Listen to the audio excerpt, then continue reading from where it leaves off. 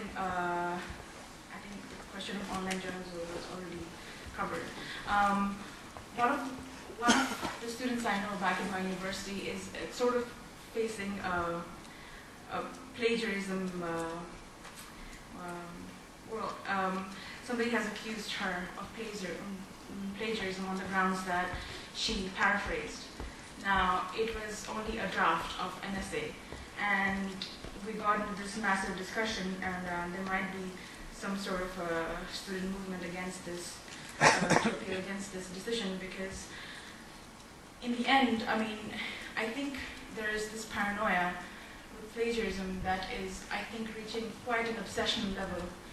I don't know here, but in British universities, I think, I remember the first induction day, it was, we had quite a bit of a session on plagiarism, and it is important, but that's not the thing you want to hear first thing when you are, embarking on a new journey, your new academic journey. So I don't know what the future of plagiarism is going to be and how it's going to be handled, but I do believe that it is quite unfair to have claims on, very strong claims on my knowledge as such, because this whole issue of co-construction, I mean, I don't know how you're going to separate who came up with what idea, because in the end, it has to hold on together as one single idea, no matter where it came from. So as a student, I worry a lot about that, a lot about what constitutes as your knowledge and my knowledge and our knowledge. I mean, I have no idea what's going to happen in the next 3-4 years by the time I finish my dissertation.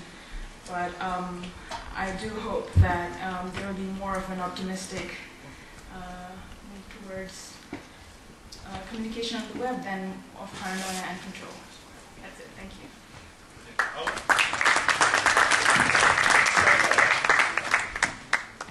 So, Kapana is first year doctoral student. Can I ask you the topic of your investigation at the moment? What's your...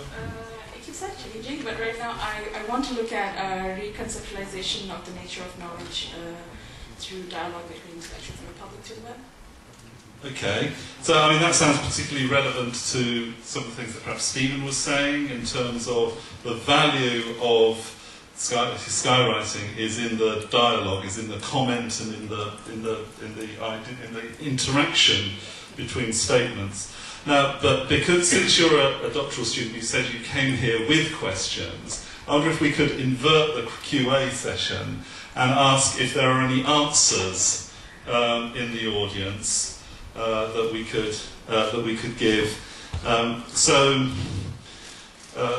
In particular, these two questions that you had, which seem to be quite core to your interests, you said both how do you stop plagiarism and how do you stop plagiarism in both ways? How do you stop people being so wedded to the idea that knowledge is singularly owned that it unhelpfully franchises or monopolises ideas in the web, in a space where you're supposed to do is have a public debate and formation of knowledge. That's the idea, is it? Yeah, and who qualified what counts as plagiarism as well. And who qualified what counts as plagiarism. Right. I've got the situation with Stephen here where he's currently typing something, but I have no idea what he's typing. He argued. Does anyone physically present have something to offer? Oh, yes.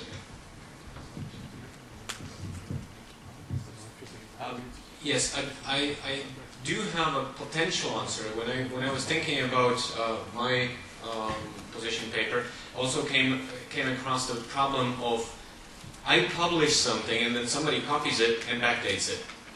And they published it yesterday, of course, they control their own website, so I have no idea. So I have no way of saying that I published it today and they didn't publish it yesterday. I was thinking something like trusted timestamps, where there should be a third party or a bunch of third parties. Universities could do that, I think, where you publish something on your blog or anywhere where it's suitable and open, and query this third party, and they send you something. Yes, this content was then there, and I wonder, it will only be useful and accepted if everybody does it. So of course there's a problem.